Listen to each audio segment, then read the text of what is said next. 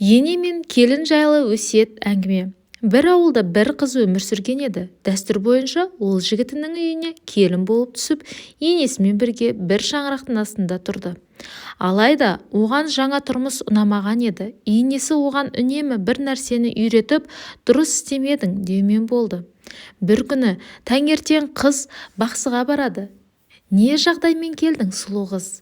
Жігітті қарату үшін бе деп сұрады қарт.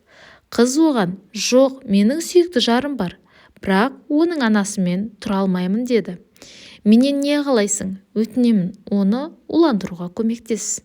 Осымен бақытты боламын деп ойлайсың ба? Жарайды, саған жаным ашығандықтан бір у беремін. Оны шайға қосып, қайнатып беруің керек. Бірақ саған айтар кеңесім бар. Қандай, не айтсаң да орындаймын. Біздің ауылда өсек тез тарайтын білесің. Сені бірінші айыптайды. Сондықтан енеңе деген қарым-қатынасыңды өзгертуің керек. Жұмсақ бол.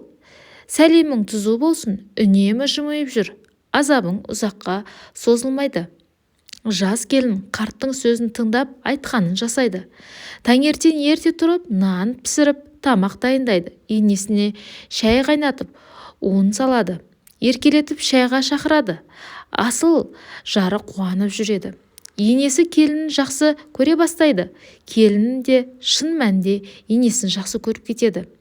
Бірден әлгі қарттың үйіне барып, былай деп жалынады. Әкей, өтінемін, маған уға қарсы дәрі бер. Көп у қосып қойдым. Өліп қалады-ау. Оған бауыр басып қалдым. Маған туған анамдай қамқор болды. Сонда ақсақал, жаным, сабаңа түс. Мен саған у емес, жұпар иісті шөптер бердім. Сен оған улы емес, дәмді әрі пайдалы шай бердің. У сенің жүрегіңде болды. Енді одан да арылдың деген екен. Бұл өсиетті әңгімені оқыған әр адам өзіне үлкен сабақ алады. Егер сол қарттың орнында жауыз адам болғанда, бір шаңырақтың бақыты шайқалатын еді. Дана адамның дұрыс шешімінің арқасында жас келін енесімен тіл табысып, екеуі бір үйдің адамына айналды. Сол себепті жағдай қаншалықты қиын болмасын, оның шешімі табылатынына сенімді болыңыз.